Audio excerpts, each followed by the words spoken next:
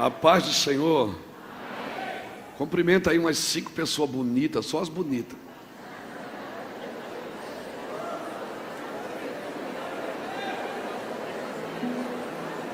Oh, aleluia. Porque Ele vive, posso crer no amanhã, porque Ele vive, temor não há, mas eu bem sei, eu sei que a minha vida está nas mãos do meu Jesus, que vivo está. Declaramos mais uma vez, porque Ele vive, posso crer no amanhã, porque Ele vive, temor não há, mas eu bem sei, mas eu bem sei, eu sei que a minha vida está nas mãos do meu Jesus, que vivo está. Sim, eu amo a mensagem da cruz. É morrer, eu a vou proclamar. Levarei eu também minha cruz, até por uma coroa trocar.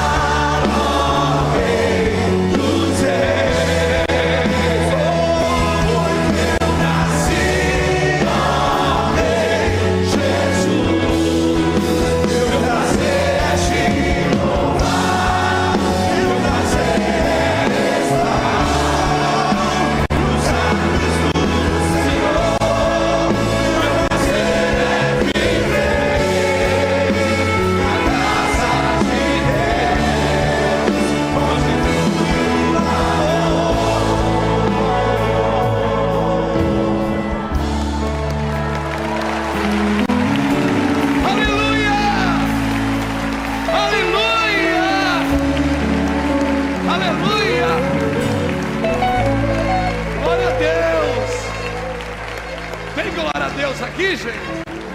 Tem glória a Deus, tem aleluia. Oh, aleluia. Aleluia.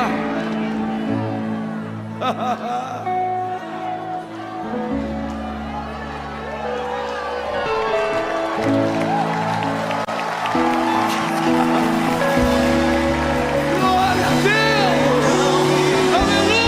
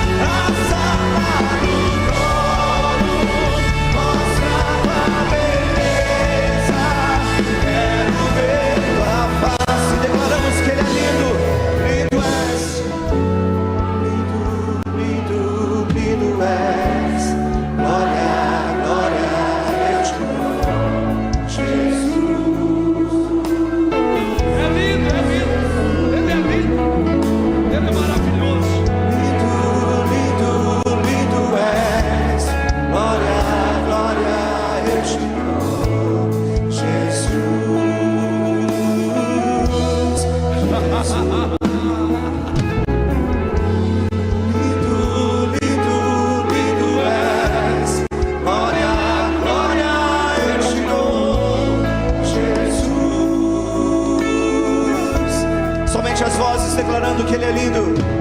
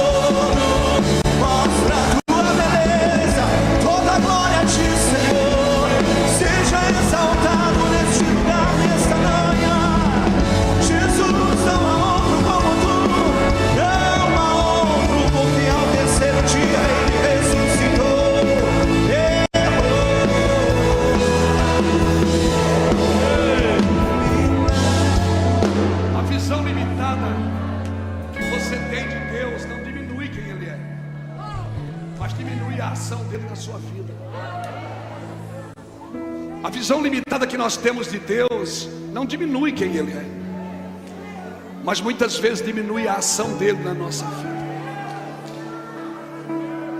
Irmãos, julguem isso no seu espírito, mas um crente que não é alegre é um difamador do Evangelho, porque a alegria do Senhor é que é a nossa força. A nossa força está na alegria. Ninguém persevera sem alegria.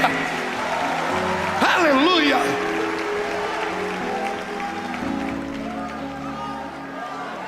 Olha para quem está do seu lado.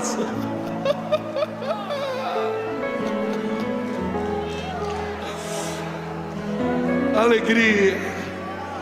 Alegria não é um sentimento da alma. Alegria é um fruto do Espírito. Por isso, eu não preciso sentir para ser alegre. Eu preciso saber. A fé que é alegre é a fé que sabe. A fé que está firmada na convicção, não no sentimento. Ainda que a figueira não floresça, ainda que falta o produto na vide, ainda que os campos não produzem alimento, todavia eu me alegrarei no Senhor. Sim, eu me alegrarei. Oh meu Deus, Que manhã gloriosa é essa?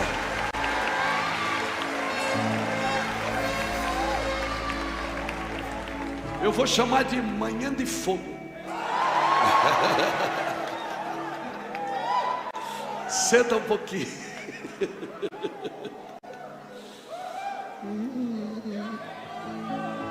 Oh.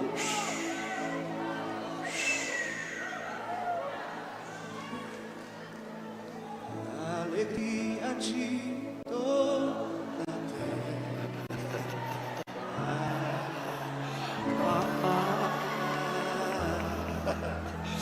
Grande é o Senhor em quem nós temos a vitória, que nos ajuda contra o inimigo. Por isso diante dele nos prostramos,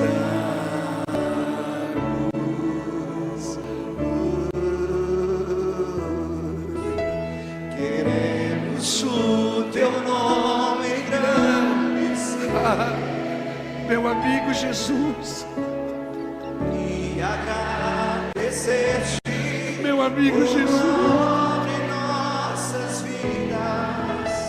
Confiamos Meu em amigo. teu infinito amor. Aleluia. Pois só tu és o Deus eterno sobre toda a terra e céu.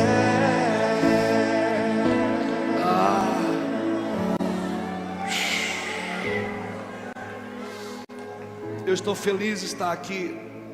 Na realidade, eu estou feliz todos os dias, mas hoje eu estou mais feliz de estar aqui, nesse ambiente tão profético, tão glorioso. Esse altar, da onde correu tantas águas, e corre tantas águas, e correrá tantas águas, para nações. Estou muito feliz. Vim em Lagoinha em janeiro. Tem sido a nossa primícia do ano. Tem sido tão precioso para nós também. Tem sido tão precioso. Eu louvo a Deus pela vida do pastor Márcio, sua família.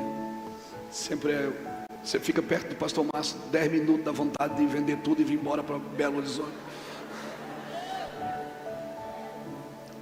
Quando ele põe a mão em você e diz assim: filho, sai correndo, irmão, sai correndo, porque vai vir. Estou muito feliz de rever a pastora Ângela, querida, Gideões de oração. Nós estamos firmes orando pela nossa nação. Eu louvo a Deus pelos pioneiros, pela perseverança dos pioneiros. Perseverar é quando você tem que continuar sem ter mais motivo, sem ter motivo de sentimento. Perseverar, você só sabe que é perseverante quando você não tem mais sentimento, quando você não tem mais nada para se segurar a não ser Jesus. Eu louvo a Deus pelos pastores dessa casa, homens que têm dado sua vida, consagrado a sua casa, consagrado a sua família, para servir ao Senhor. Nós não vamos entender isso. Quando nós chegarmos na eternidade, nós vamos entender o quão valeu a pena. O quão valeu a pena. Eu tenho dito isso aos meus filhos, biológicos e espirituais. Às vezes com a nossa vida de ministério, às vezes temos que negociar datas, temos que negociar jantares, para poder estar em família. Eu digo, um dia vocês vão entender que tudo isso vale a pena. Você ser como uma luva, onde Deus pode pôr a mão dele dentro e interagir com você. Tem coisa mais gloriosa do que isso. Aleluia, você acordar de manhã, levantar as mãos e dizer: bom dia, Senhor, eu estou aqui, não me deixa de fora do que você vai fazer hoje. Eu quero participar de tudo que você vai fazer, Jesus. Me leva junto. Eu estou disposto e disponível. Porque às vezes estamos dispostos, mas não estamos disponíveis. Eu estou disposto e disponível, anestesiado pela glória. Eu estou no Salmo 131. Senhor, eu não me ocupo de grandes questões, nem de coisas maravilhosas demais para mim. Eu fiz calar e sossegar a minha alma como uma criança desmamada no colo da sua mãe. Assim é a minha alma para comigo. Espero, ó Israel, no Senhor desde agora e para sempre. Eu estou nesse lugar. Sabe a criança quando termina de mamar, ela vai soltando o seio da mãe devagarzinho e fica. Eu estou assim, sereno. Amém. Aleluia. Não me ofendo mais. Não me machuco mais. Estou apaixonado. Estou chorando por tudo. Parece uma coisa, eu choro, parece outra, eu choro. Meu filho diz, pai, chora demais. O pai só vive chorando. Eu disse, meu filho, Deus só usa homem chorão. Porque quando a gente pensa que sabe muita coisa, bom, cresce, aí Deus vem com um alfinetezinho. Aí você diz assim, quando eu tiver aquilo eu vou ser feliz. Aí você tem aquilo. Quando eu tiver aquele outro eu vou ser feliz. Aí você tem tudo para ser feliz e existe um clamor dentro do seu espírito. Eu sou uma voz que clama. Eu sou a voz do que clama. Eu não sou a voz que clama, eu sou a voz do que clama. A voz é minha, mas o clamor não é meu. O clamor está aqui dentro. Foi Ele que colocou. Você é só a voz do que clama. Quem clama é Ele dentro de você. Eu quero gastar o meu tempo aqui, quero louvar ao Senhor pela vida do pastor Cristiano, nosso pastor do Ministério de Louvor, um filho. Louvado seja Deus. Casado há 18 anos, esperando um filho. E esse ano a sua esposa engravidou.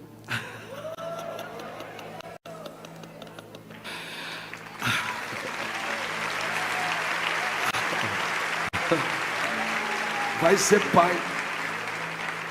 Com 40 anos de idade vai ser pai. Você vai ver o que é bom. Verdade, os meninos são sanguíneos, hemorrágicos. E é menina, né? Então quero louvar a Deus pela vida do pastor Jackson. Pastor Jackson eu tenho uma foto do Jackson lá em casa, menino no meu casamento, segurando um buquezinho de flor. Essa carinha do Kiko do Chaves. O Jackson é um profeta na casa, um escritor, um homem extraordinário. Tem treinado tantas pessoas. Eu louvo a Deus. Eu quero louvar a Deus pela vida do Reuel, profeta. A palavra de Deus que é pregada, que é tocada, que é cantada, é a palavra de Deus. Nós estamos aqui no Salmo 144. Bendito é o Senhor que adestra as minhas mãos para a peleja e os meus dedos para a guerra. Davi usava 2 instrumentos de batalha, a espada e a harpa.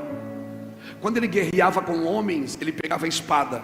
Quando ele guerreava com demônios, ele soltava a espada e pegava a harpa. Então eu estou aqui com a espada para guerrear com os homens. E ele está ali com os dedos na guerra. Amém? Nós estamos aqui. Ele não está aqui fazendo fundinho para ficar melancólico. Não, nós estamos guerreando. Amém? Nós estamos guerreando, expulsando aqueles espíritos que querem roubar a palavra antes que ela chegue no seu coração. Em nome de Jesus. Quero louvar a Deus pela vida do pastor Ricardo, sua família, um precioso filho, um homem de Deus. Abra sua Bíblia comigo em João capítulo 13. Você que está em casa, você que está ao vivo conosco, você vai receber aí também. Amém? Deus vai te pegar. Deus vai te pegar por dentro, vai ajeitar uma medida de graça. Coisa boa é ser pego por dentro. Amém?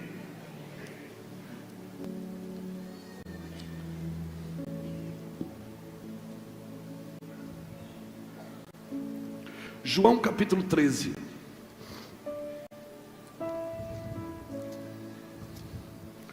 Uma das mensagens mais extraordinárias da Bíblia para mim. Diz assim: antes da festa da Páscoa, Sabendo Jesus que a sua hora de passar deste mundo para o Pai tinha chegado, e como havia amado os seus que estavam no mundo e amou-os até o fim, durante a ceia, tendo já o diabo posto no coração de Judas Iscariotes, filho de Simão, que o traísse, Jesus sabendo, diga comigo, Jesus sabendo, isso, guarde isso no seu coração, que o Pai tinha depositado nas suas mãos todas as coisas, e que havia saído de Deus e ia para Deus, levantou-se da ceia, tirou a vestimenta de cima, tomando uma toalha, cingiu-se com ela, depois colocou água numa bacia, começou a lavar os pés dos discípulos e a enxugá-los com a toalha com que estava cingido. Aleluia. Obrigado, Senhor. Estenda a sua mão para mim. Eu recebo.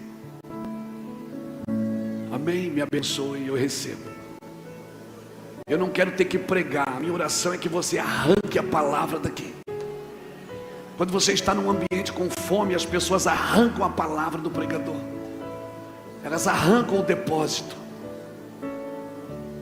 Eu estava num ambiente com um homem de Deus alguns anos atrás. Ele estava pregando, milhares de pessoas. Eu olhava assim, eu dizia: Deus, esse homem, dentro dele tem uma palavra para mim. Ele olhou assim no meio da multidão e estendeu a mão assim, disse: come on. Eu pensei que era com a mão, não, mas era para ir lá onde ele estava. E aí eu fui, e ele me tocou. Foi só um toque, eu não entendi nada que ele falou. Eu voltei para casa e eu chorei por 3 dias. Eu peguei aquela palavra e levei para um quarto de oração.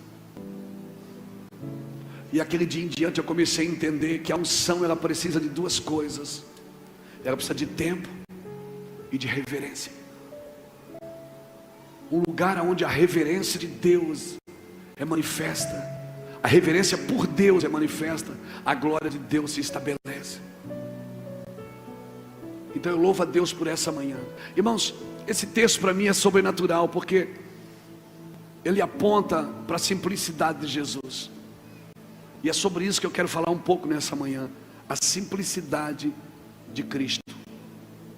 O problema é que nós queremos as revelações do Cristo ressuscitado, mas temos dificuldade de viver a vida simples de Jesus de Nazaré. Nós queremos o extraordinário, mas temos dificuldade de viver a vida simples do Cristo, do Jesus, do filho da Maria, do filho do Zé. Por isso que quando ele começou a fazer milagres, quando ele começou a se manifestar, as pessoas tinham dificuldade de acreditar. Mas ele não é filho do Zé? Ele não é filho da Maria? Aquilo ali não é as irmãs dele? Ah, não acredito que Deus pode usar alguém simples assim. Esse é o problema. A nossa busca pelo extraordinário tem nos tirado, tem tornado a nossa simplicidade complexa. Nós deixamos de fazer coisas simples. Jesus era tão simples que Judas disse para os guardas: ó, o homem que eu beijar, esse é Jesus. Jesus era tão misturado com gente, tão parecido com gente, que Judas teve que beijar ele, para que os guardas soubessem que ele era Jesus. Eu sonho com esse evangelho, o evangelho que tem cara de gente, o evangelho da simplicidade da cruz, o evangelho de Jesus de Nazaré. Nós nunca viveremos o Cristo ressuscitado sem o Jesus de Nazaré. Uma coisa que Paulo me diz e me ensina Filipenses capítulo 3, versículo 10. Obrigado, Espírito Santo. Paulo diz assim, ó: eu desejo conhecê-lo. Eu desejo conhecer a comunhão dos seus sofrimentos e o poder da sua ressurreição. Paulo está dizendo o seguinte: eu desejo conhecer o Cristo vivo e o Cristo ressuscitado. Eu desejo conhecer a comunhão do sofrimento e o poder da ressurreição. Ou seja, eu desejo conhecer o Cristo homem, o Cristo que padece, o Cristo que aprendeu a obediência por aquilo que sofreu. Você já viu? Jesus aprendeu a obediência por aquilo que sofreu. Já viu que às vezes as campanhas da igreja hoje é: pare de sofrer. A gente quer tirar o sofrimento, o combustível que nos treina para viver uma vida glorificada. o combustível que nos treina para viver uma vida de santificação. A gente acha que está imune ao sofrimento. Não, pastor, mas eu tenho que parar de sofrer. Não, você precisa aprender a sofrer. Aprender a sofrer com classe. O cristão autêntico é o cristão que vive uma vida de superação. Existe na Torá, no judaísmo, os rabinos dizem uma coisa interessante. Eles dizem que nenhum homem conhece a glória de Deus sem primeiro passar por queda, sofrimento e decepções. Então seja bem-vindo à casa do oleiro. Aleluia. O problema é que a gente acha que o vaso quebrado ele tira da roda e joga fora. Não, ele sempre recomeça daquilo que está quebrado. Ele não rejeita o quebrado, ele não rejeita o que se perdeu, ele não rejeita o que não deu certo, ele refaz.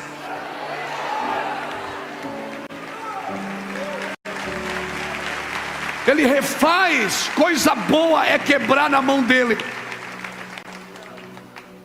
Coisa boa é quebrar na mão dele. Agora o problema é esse, é que nós não temos uma consciência da presença. Se eu viver uma vida sem a consciência da presença, eu não terei uma conduta de santificação. Eu preciso entender que Jesus está aqui agora. Ele não vai vir, canta aquela música para nós entrarmos na presença. Não. Se você precisa entrar, porque você saiu. Se você não saiu, você não precisa entrar em lugar nenhum. Você só desfruta da presença. Ele está aqui agora. Emanuel, é Deus conosco. Essa é a maior revelação da igreja. Emanuel, é Deus conosco. É Deus agora, é o Deus agora que está presente, está aqui. Às vezes eu estou em casa assim, sentado e fico. Meu filho, o pai está falando sozinho. Eu digo, não, você não está vendo ele aqui do meu lado? Ele diz, quem? Eu digo, Yeshua, olha aqui, Jesus está aqui. Eu digo, você vai entender, descansa. Se você não tiver uma consciência da presença, você não terá uma conduta de santificação. Eu tenho que entender que Ele está aqui agora. Ele está comigo no carro, Ele está comigo no shopping, Ele está comigo quando eu olho para aquilo que eu não devia olhar e eu tiro o olho, quando eu toco aquilo que eu não deveria tocar e tiro a mão. Essa é a diferença. Essa é a diferença da lei e da graça. Por isso Jeremias profetizou no capítulo 31, versículo 31. Jeremias disse: eu colocarei, chegarão dias que ele não escreverá mais a lei em tábuas de pedra, ele escreverá no seu coração. Eu colocarei a minha lei no seu interior. A lei moral de Deus, os princípios morais de Deus estão no seu interior.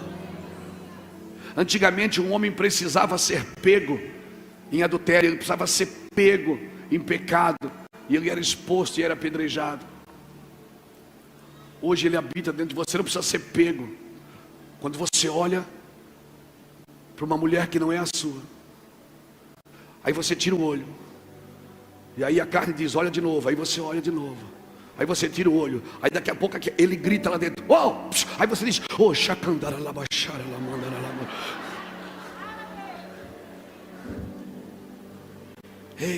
Ei, vamos ser reais. Não tente ser ideal, seja real. Cristianismo é feito por homens e mulheres reais, que falam para Deus o que sentem, falam para Deus o que são verdadeiros, autênticos com Deus. Diga, Senhor, me ajuda, eu sou assim, eu preciso ser livre disso, Senhor, me ajude. Amém. Não adianta nós chegarmos aqui. Às vezes eu me lembro quando eu chegava na presença de Deus, eu dizia, oh Deus poderoso, eterno. Ele dizia, oh, baixa a bola que eu te conheço. Fala de mim, fala de você para mim. Eu dizia, oh Deus, eu não sirvo para nada. Oh Deus, eu sou um miserável. Ele dizia, eu sei tudo isso, mas eu te amo. E porque eu te amo, eu acredito que você pode mudar. Porque você pode transformar tudo aquilo que você ama. Você só intercede por aquilo que ama. Você só investe naquilo que ama. Você só gasta tempo naquilo que ama. Por isso, perseverança sem amor. Quando a Bíblia diz que Ele amou os seus até o fim, Ele perseverou.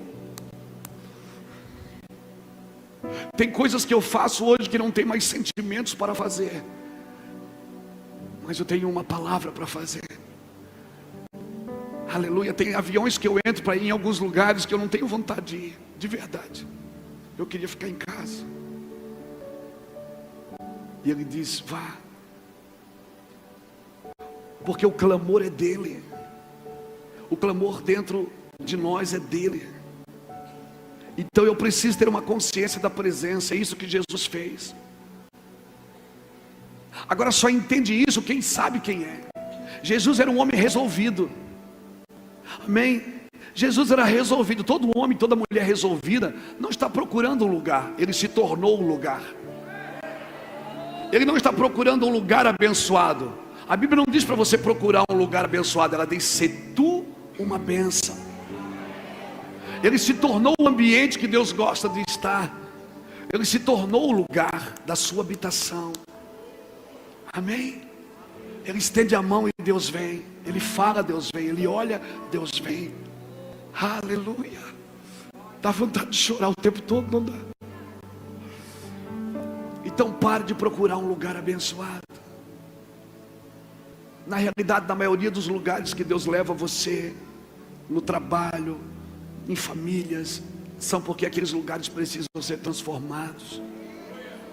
Sim, se você é um agente de transformação, me diga, se tivesse uma igreja com 10 membros em Sodoma, Deus não teria destruído a cidade por amor aos 10. Então o que destrói uma geração não é a presença do ímpio, é a ausência do justo. O que destrói uma família não é a presença do pecado, é a ausência da justiça. Porque se tiver um justo, um canal de justiça, um transformador de ambiente, amém? Alguém aonde Deus pode através dele tocar toda a casa. É isso que você vem fazer aqui. Aleluia. Aleluia. Não é pecado ser gente. Pecado é tentar ser Deus diante das pessoas. Aleluia. Jesus sabe o que é que ele é? Sabe o que é que ele foi? Um homem bom. Um bom homem. Sabe? Não, isso é muito forte. Quando você chegar na eternidade, sabe o que é que você vai ver na eternidade? Um homem sentado à direita.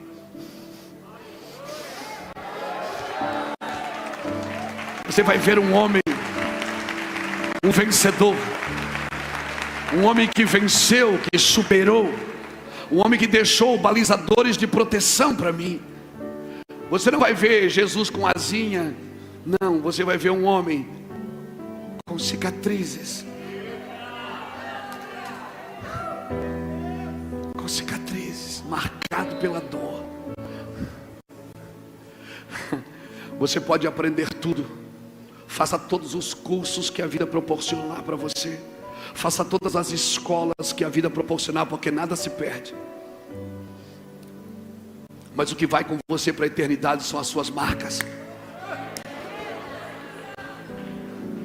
Porque os diplomas sinalizam o que você aprendeu, mas as marcas sinalizam o que você venceu.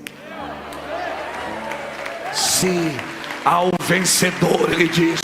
Tem alguém comigo aqui? Você está entendendo isso? Ei, vencedor, ainda não acabou a peleja. Persevere, lute. Pastor, mas é muito sofrimento, é muita luta, pastor. Você não faz ideia do que é luta. Eu falando assim parece que eu não tenho luta, né? Quando eu falo assim, você fica pensando, Luiz Hermínio é um cara jóia. Ele acorda de manhã, ele vem de outro país, de outro planeta, né? Quem vê a gente pregar, e aleluia, meu Deus, eu quero ter um ministério assim. Ah, meu Deus,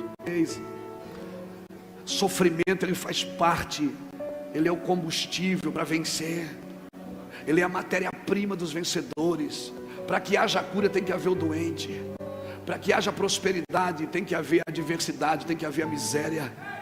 Para que haja justiça tem que haver corrupção. Tudo isso no Brasil vai virar matéria-prima de avivamento. Tudo isso é matéria-prima de avivamento. É despojo de guerra. Ao que está sentado no trono e e ao Cordeiro seja o louvor e a honra e a glória e o domínio pelos séculos dos séculos. Amém.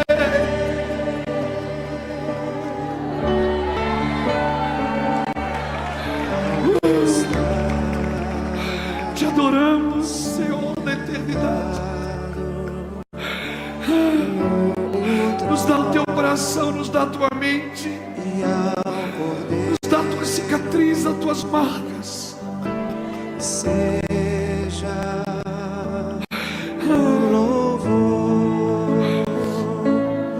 e a honra E a glória e o domínio pelos séculos dos séculos. Amém.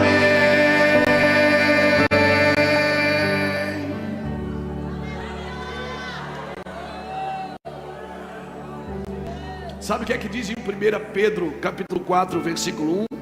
Ora, tendo Cristo sofrido na carne, armai-vos também vós do mesmo pensamento, pois aquele que sofreu na carne deixou o pecado.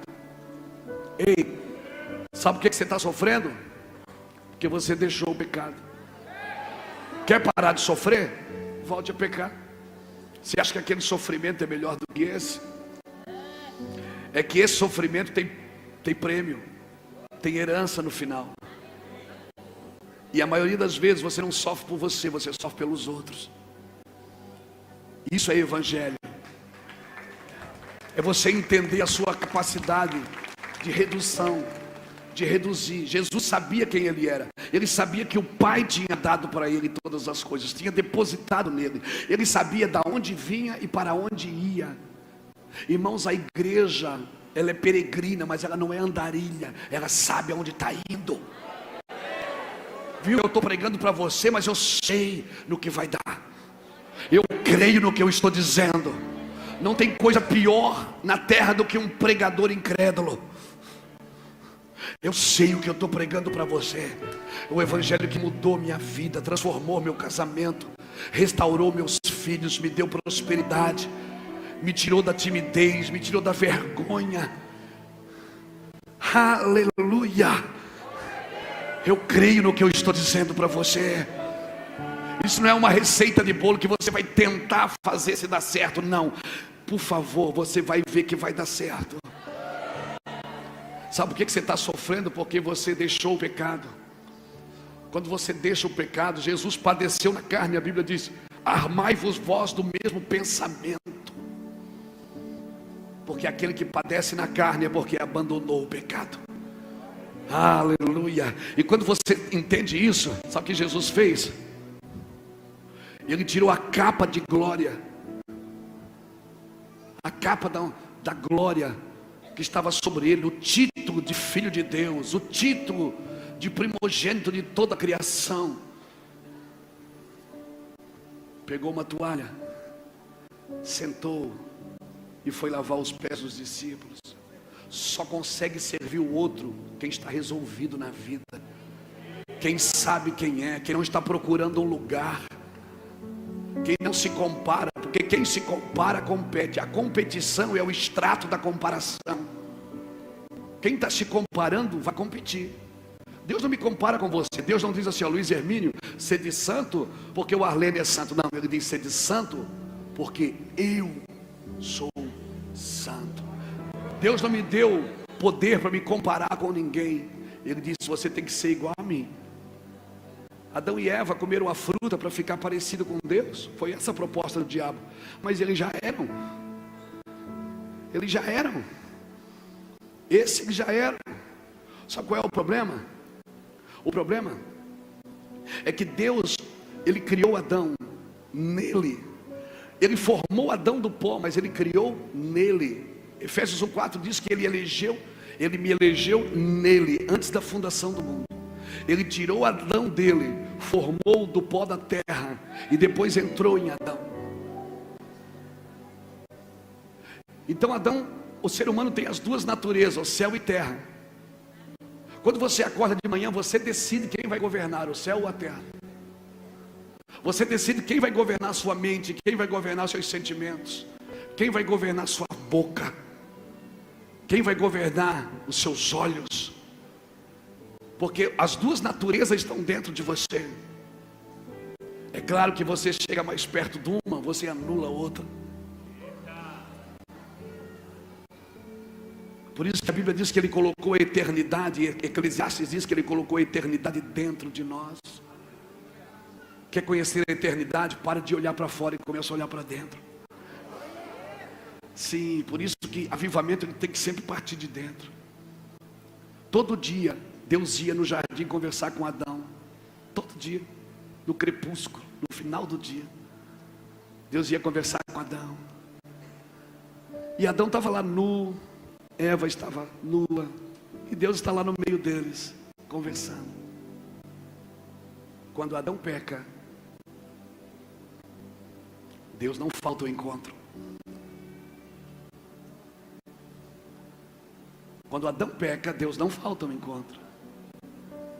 O problema é que quando você peca, você falta o encontro.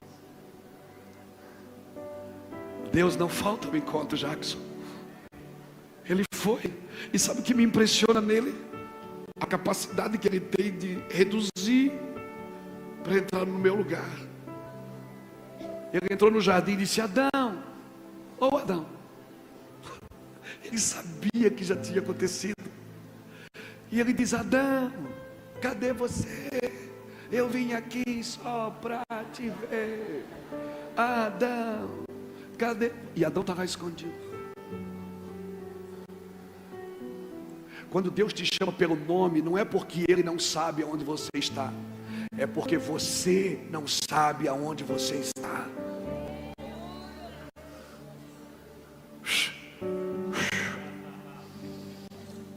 E aí Adão disse: Senhor, eu ouvi a tua voz e tive medo. Por quê, Adão? Porque eu estou nu. Tá? Quem falou para você que você está nu, Adão? Ou seja, quem você está ouvindo agora? Você não está me ouvindo mais? Deus, Ele deixa você dizer quem você é. Jacó segurou o anjo, irmão. Imagina, um ser da terra segurando um ser eterno. Um terreno segurando um celestial. Jacó segurou o anjo. Lembra dessa música aqui? E não deixou subir. Aí o anjo tenta sair, diz: me solta. Oh. Tem cabimento um negócio desse? E Jacó segura o anjo. E o anjo olha para ele e diz: como é teu nome? Ah, vai dizer que não sabe. Ah, que pergunta, né, irmão? Quando Deus pergunta, quando Deus chama, é porque você não sabe como você está e nem aonde está. Jacó, o anjo pergunta para ele: como é teu nome? Deus quer ouvir da tua boca quem você é. Amém? Deus quer ouvir da tua boca quem você é. Isaías disse: eu sou um homem de lábios impuros. O anjo na hora tocou nos lábios dele com uma brasa. Se ele dissesse: eu sou um homem de ouvidos impuros, o anjo certamente tocaria no ouvido. Se ele dissesse: eu sou um homem de mente impura, o anjo tocava na mente. Porque Deus só toca aonde você reconhece que precisa ser tocado. Enquanto você não reconhece, você pode vir aqui 30 anos na igreja e nunca ser tocado pela sua glória. E Jacó segurou o anjo. Deixa eu voltar aqui para chegar nesse lugar. E o anjo disse: como é teu nome? Ele disse: Jacó. Ele disse: não é mais. Virou a mão para trás assim, tá! Tocou na coxa de Jacó. Jacó já mancou. E agora Jacó mancou para o resto da vida. Porque quando ele te toca, ele muda o seu caminhar para sempre. Seu caminhar nunca mais vai ser o mesmo. Ele diz: desloca você. Adão, quem falou para você que você está nu? Quem falou? Você não está me ouvindo? Deus estava dizendo o seguinte: Adão, eu venho aqui todo dia, eu vejo você nu todo dia. Você não tinha vergonha, agora você está com vergonha de mim. Por quê? Eu vou te dizer por quê, Adão. É porque antes você olhava para você através de mim, agora você está tentando olhar para mim através de você. Você tem que olhar para Deus pelo Espírito de Deus. Por isso que Ele deu o Espírito para você olhar para Ele por Ele. Porque se você olhar para você, você se acha indigno. Você tem que olhar para você através dele. Olhando para mim, eu não me sinto capaz, eu me sinto digno, eu não me sinto nada. Eu não sou digno de estar nesse altar. Eu não sou digno de pregar o Evangelho. Olhando para mim, pelos meus olhos. Mas eu estou olhando para mim, depois que eu o conheci, eu estou tentando me ver como Ele me vê. Eu estou tentando me comportar como Ele gostaria que eu me comportasse. Eu estou tentando viver, pastor Márcio, do jeito que Ele quer que eu viva. Você não pode olhar para você com os seus olhos, você tem que olhar para você com os olhos dele, e olhar para ele com os olhos dele, e olhar para outras pessoas com os olhos. Por isso que quando eu olho para um pecador, eu não estou vendo o pecado dele. Eu procuro ver o Espírito que um dia foi soprado na vida dele, que está clamando ali dentro, Abba Pai, que está pedindo ajuda. Jesus tinha essa consciência, por isso que ele não tinha problema de descer e lavar o pé dos discípulos, porque ele era resolvido. Ele sabia que o Pai tinha depositado nele todas as coisas. Ele sabia de onde veio, ele sabia para onde ia. Jesus disse em João 8, eu sei de onde vim, sei para onde vou, por isso o meu testemunho é verdadeiro. Sabe o que ele está dizendo? Ele está dizendo, eu estou resolvido na vida. Aleluia, eu não quero nada que Deus não tem para mim. Por isso que Jesus ia passando. As pessoas perguntam, por que Jesus não casou? Porque ele não veio casar. Ele veio morrer na cruz. E todo lugar que ele passava, o caminho era um só, foco. Lucas 9:51, a Bíblia diz que ele passou por Samaria e eles não quiseram receber, porque havia uma intrépida resolução na sua face de quem estava indo para Jerusalém. Ele estava subindo a Sião. Eu estou indo para Sião, irmãos. E quando você tem foco no que faz, nem aplausos nem críticas te param. Quando você tem foco no que está fazendo, você não para nos aplausos, não para nas críticas, não para nas ofensas, você não para na dor, não para no sofrimento. Você sabe que todas as coisas competem para o bem daqueles que amam a Deus e andam segundo o seu propósito. Aleluia! Glória a Jesus! Eu estou apaixonado por isso. Perseverar. Diga perseverar. Quem gostaria de perseverar mais? Agora você sabe o que é que produz perseverança? Romanos 5, versículo 3 diz que a tribulação. Quantos ainda querem perseverar? A tribulação produz a perseverança produz a experiência produz a esperança, e a esperança não traz confusão, porque o amor de Deus é derramado em nossos corações pelo Espírito Santo. Oh meu Deus, que verdade é essa? Que verdade tão poderosa é essa? O problema é que nós só queremos a parte boa. Quando começa a sofrer, a gente até quer se livrar. A gente quer se livrar, né? A gente não tem, a gente está chorando por um avivamento, mas precisamos ter uma consciência do pecado. Sem uma consciência do pecado, não adianta eu ter uma expectativa de avivamento. Eu preciso ter uma consciência do pecado, do que eu posso melhorar, do que eu posso mudar. Não olhe mais para você com os seus olhos, olhe para você com os olhos dele. Olha para ele, para você como ele está olhando. Ele sabe que você está nu. Ele sabe que você está nu. Fique tranquilo. Nós queremos viver um avivamento, mas não temos uma consciência do pecado. Se eu não tiver uma consciência do pecado, eu não vou viver avivamento. Por quê? Porque aonde abundou o pecado, superabundou a graça de Deus. Eu preciso ter uma consciência do pecado. O problema é que quando eu começo a pensar no pecado, eu digo, eu não sou digno. Aí eu me afasto, eu não continuo. Não. O pecado, irmãos, a natureza caída do homem, isso tudo vai se tornar despojo de guerra. Tem algumas coisas que parece que nunca vão sair da sua vida. Você já viu? Está na Bíblia. Abra sua Bíblia comigo em Ezequiel 47.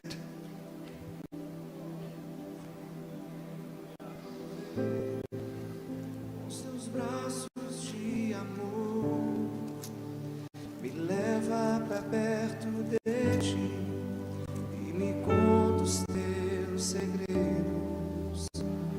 Vem me envolver com os teus braços de amor, me leva pra perto de ti e me conta os teus segredos.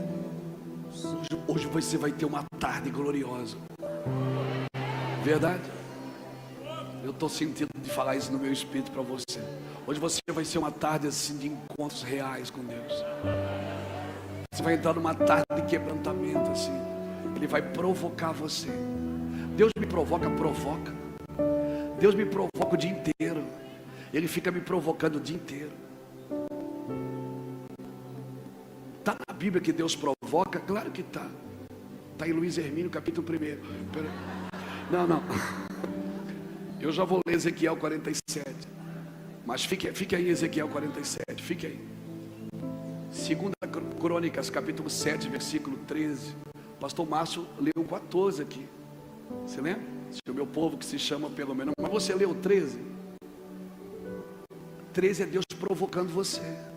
13 ele diz assim, quando eu cerrar os céus e não houver chuva sobre a terra, quando eu enviar gafanhoto para comer a colheita, quando eu enviar peste no meio do meu povo. Quem é que está falando isso? É Deus, não é o diabo. Ele está dizendo, se o meu povo, que se chama pelo meu nome. Sabe o que é que Deus está dizendo? Assim, eu vou provocar vocês. Eu vou provocar vocês uma reação de vida. Eu vou ensinar. Para Deus ensinar perseverança, Ele tem que provocar a gente. Então tudo isso que está acontecendo no Brasil é uma provocação de Deus. Mas Deus está em ruína, mas Deus está provocando a gente. Ele diz, cadê o meu povo que se chama pelo meu nome? Eles vão orar. Não adianta ir para a rua com faixa. Nós não somos militantes, nós somos profeta. Profeta, ele vence aqui, assim diz o Senhor. Olha o que diz Ezequiel 47. Depois disto me fez voltar à entrada do templo, e eu vi águas por debaixo do limiar do templo para o oriente, e para a frente do templo olhava para o oriente. Vem vindo. Versículo 3. Saiu aquele homem para o oriente, tendo na mão um cordel de medir, e mediu 1000 côvados, e fez passar águas que me davam pelos ateiros. Aí você entende, água nos ateiros, depois águas nos joelhos, depois águas nos lombos. Versículo 7. Ao chegar lá, vi que na margem do rio havia grande abundância de árvores, de um lado e do outro, e ele me disse, estas águas saem para o oriente e descem a Arabá, onde entram no mar. Quando entram no mar, as águas se tornam saudáveis, enxames de criaturas viventes viverão onde quer que o rio passar. Lembra da música? Onde o rio passar, tudo vai. Então vai, olha aí. Versículo 10, os pescadores estão junto dela, todo mundo vive do rio. Mas olha o 11, mas os seus charcos e os seus pântanos não se tornarão saudáveis, serão deixados para o sal. Tem uma área da sua vida que nunca é curada. Ela fica escondidinha ali, para quê? Para produzir sal. Foi me posto um espinho na carne. E eu orei 3 vezes, eu orei o dia todo, eu jejuei, eu fui para o monte, eu fiz isso, eu fiz aquilo. Mas ele me disse: a minha graça te basta, o meu poder se aperfeiçoa na tua fraqueza. Sabe o que ele está dizendo? Para você produzir esse rio que vai curar a vida dos outros por onde passar. Às vezes na sua vida, às vezes no seu ministério, tem um lugarzinho que é de charco, é um lugarzinho de dor, é um lugarzinho que parece que Jesus nunca põe a mão ali para curar. Por quê? Eu estou na igreja, eu sou crente, eu sou servo de Deus. Eu disse: não, o charco não vai ser saudável, Luiz. Para quê? Para você saber que é a minha graça que te basta. Não é você, cara. Não é a sua performance. Não é a sua capacidade. Não, é a minha graça que se aperfeiçoa na tua fraqueza. É esse lugarzinho aí. De vez em quando o charco aparece. Às vezes é uma vez por dia, às vezes uma vez por semana, às vezes uma vez por mês, às vezes uma vez no ano ele está ali. Ele aparece, você diz: oh Deus, guarda, meu Deus, guarda esse. O Senhor limpa tudo, varre a casa. Você pede oração para um, pede oração para o outro, e Deus diz: eia, pare. O charco não vai ser saudável. Ele está aí para a produção do sal. E sabe o que é que cura as fontes? É o sal. Amém? Então, às vezes, para Deus te usar, pastor, ministro, líder de célula, você que está dirigindo, cuidando de pessoas, conduzindo pessoas, você ora, Deus dá, parece que já viu, você ora, Deus dá dinheiro para os outros, e não dá para você. Eu já orei por empresários que enriqueceram assim 2, 3 anos. Eu já orei por caras: pastor, o senhor orou por mim, eu consegui comprar o avião. Eu digo: e eu 6 horas de conexão aqui, Jesus, me ajuda.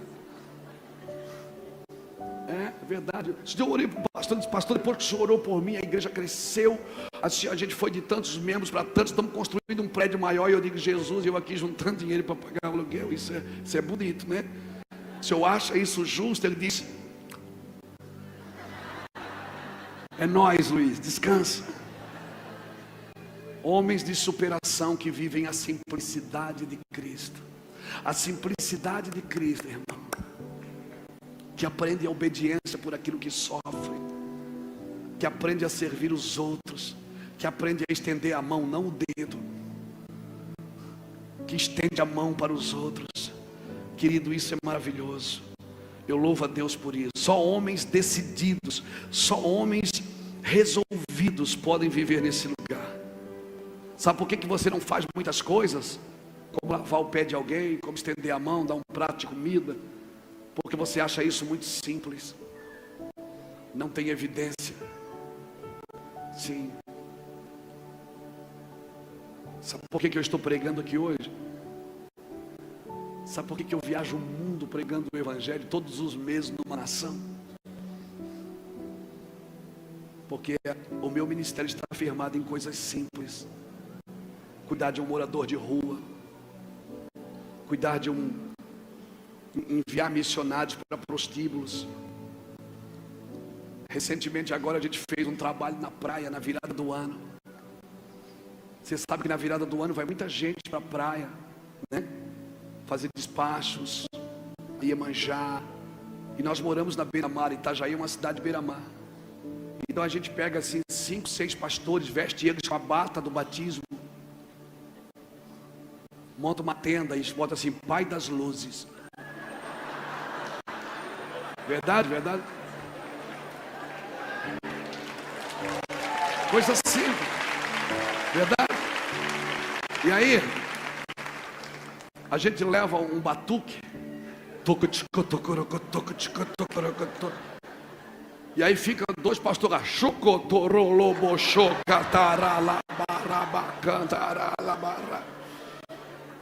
E a gente, é verdade, pastor Muracava, um dia vocês vão conhecer o coração deste homem. Ele está agora, nesse momento, na selva do Peru, com uma equipe de 25 pessoas, andando de barco, fazendo teatro para as crianças dos vilarejos. Nós enviamos ele na segunda-feira. Nós temos uma base de missões lá, na selva peruana. E ele fica lá e bota uma placa assim: lemos a sua mão, conhecemos o seu futuro. Irmão, faz fila. E aí pega a mão. E nós tínhamos, hoje ele não está mais conosco, ele está viajando, mas nós tínhamos um pastor que ele tinha um olho castanho e um olho verde. A filha dele era sempre maior. E eles achavam que ele era meio, né? Aí pega na mão da pessoa e diz: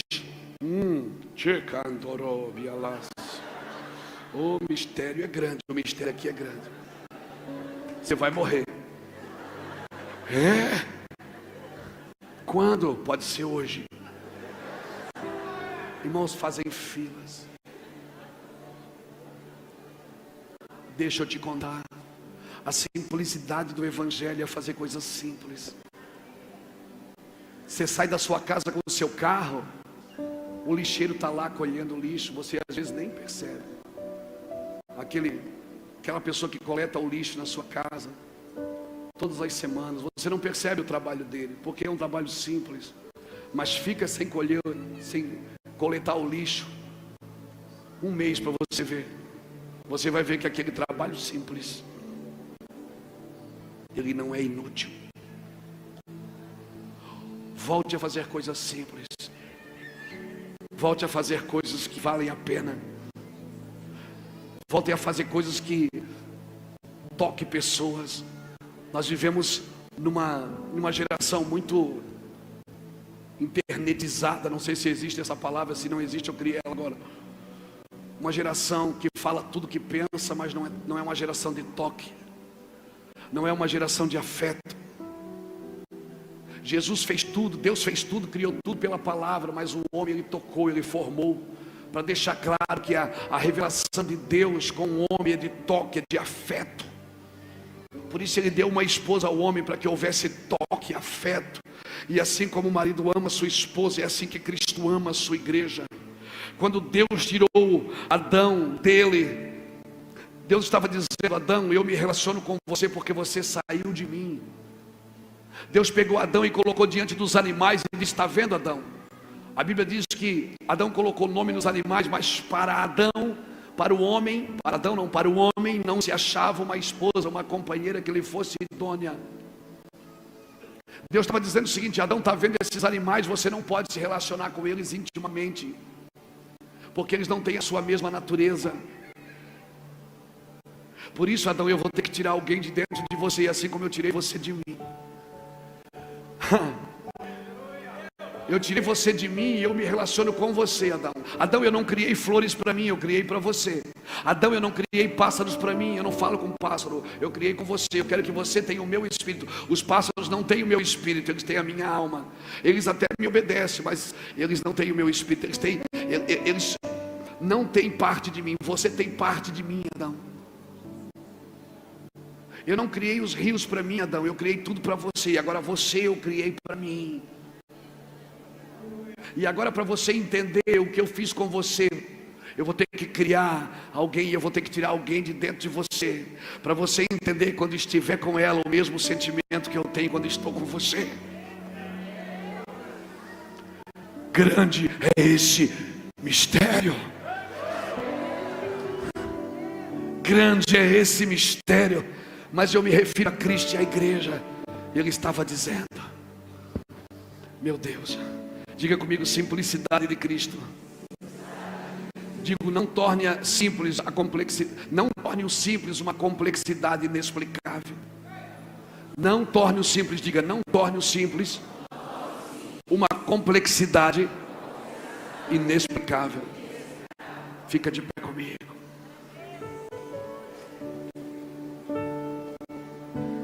Se precisar, solte o microfone, pegue a bacia. Se precisar, solte o ministério, pegue a bacia. Se precisar, vai servir alguém para se sentir útil. Mas para isso você precisa saber quem você é. Você precisa saber quem você é e como você está. Deixa Deus curar. Deixa Deus fazer. O pastor Márcio falou que nós vamos ministrar à noite. Eu quero continuar isso. A simplicidade de Cristo. Não é pecado ser gente. Eu desejo conhecê-lo. E sabe o que me impressiona, pastor Ângela, é que quando Paulo escreve aos Filipenses, teologicamente é considerada a carta da alegria. É uma carta que Paulo está nos últimos dias. Alguns teólogos afirmam que é a última carta de Paulo. E se é a última carta de Paulo, ele já tinha ido ao terceiro céu. Ele já tinha visto coisas inefáveis. Ele já tinha tido experiências sobrenaturais. Mas dentro do coração ainda clama: eu desejo conhecê-lo, eu quero mais. Quando você descobre que a fonte é inesgotável, você se torna insaciável. Quando você descobre que Ele é inesgotável, todo dia tem novidade de vida, toda hora tem novidade de vida. Você pode tocar o dia inteiro, você pode interagir com Ele o dia inteiro. Aleluia. Você precisa entrar na presença dEle, porque você já vive, Ele habita em você. A presença dEle, Ele habita em você. Ei, e sabe o que é que a presença dEle faz com você? Ela acaba com todas as outras possibilidades. A presença de Deus, ela fecha todas as saídas de emergência. A presença de Deus tira você do caminho alternativo. Ela tira você dos lugares que você está tentando fazer do seu jeito. Ei, hoje não é dia de fazer do seu jeito. Você pensa que veio aqui porque quis. Aí eu vou lá na igreja. Você acha que quem gritou aí dentro? Quem gritou aí dentro e incomodou você e te empurrou, quase te... Foi Ele que te trouxe aqui hoje. Sem mim nada podeis fazer. Foi Ele que pegou você pela mão. À noite eu quero explicar um pouco mais do que é ser igreja. Por isso que é entre vós fracos, doentes e muitos que dormem, porque não discernem o corpo de Cristo, não entendem o que é interagir um com o outro. Estamos às vezes procurando um lugar quando já temos esse lugar. O meu lugar é pegar a bacia, lavar seu pé. O meu lugar é estender a mão, não o dedo. O meu lugar é andar na simplicidade de Cristo. Como eu posso aprender com alguém que é manso e humilde de coração e me tornar soberbo e prepotente? Se eu aprendo com Ele, eu tenho que me tornar humilde e manso, porque Ele é manso e humilde de coração. Se é Ele que é o meu mentor, se é Ele que é o meu condutor, se é Ele que é o meu exemplo, o meu modelo, eu tenho que me tornar parecido com Ele. A Bíblia diz que Ele é o purificador da prata. Ele purificará a prata. Malaquias fala isso, que Ele vai se assentar e vai lavar com o sabão do lavadeiro e vai nos purificar como prata. Por que prata? Porque prata significa redenção, e a maior obra de redenção de Cristo é a igreja. E por que um purificador de prata precisa se assentar diante dela? Porque ele tem que tacar fogo nela, e ele não pode tacar fogo demais, senão ela evapora. Ele não pode tacar fogo de menos, senão ela só deforma. Ele tem que ficar tacando fogo e olhando para a prata. E como é que ele sabe que a prata está boa? Quando ele consegue ver o rosto dele refletido na prata.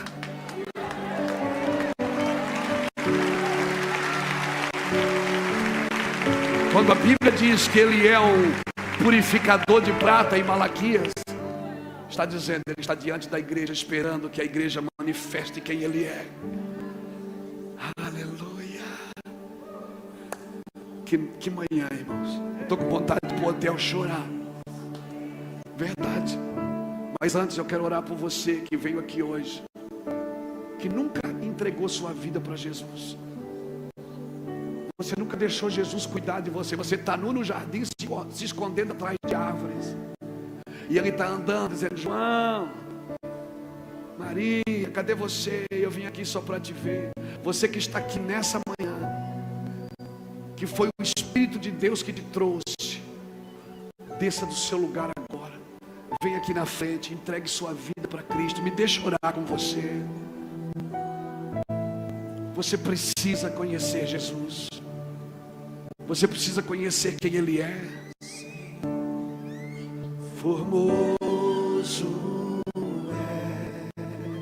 és, tua face eu quero ver, pois quando estás nesse lugar,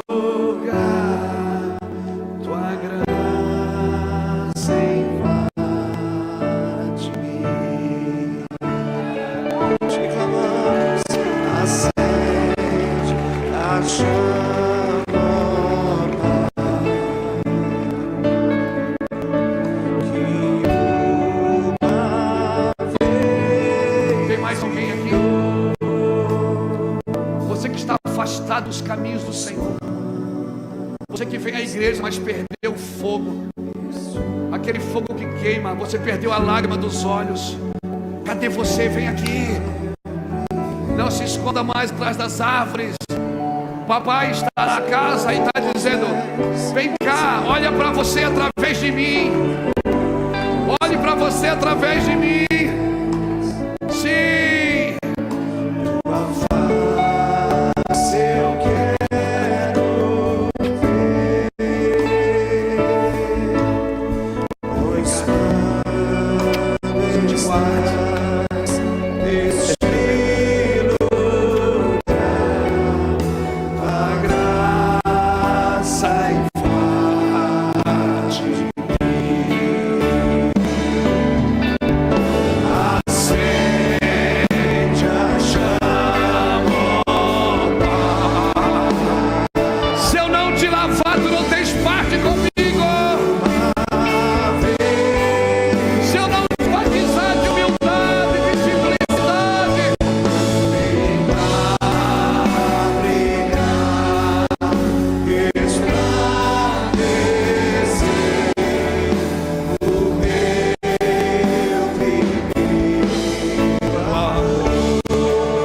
tua palavra.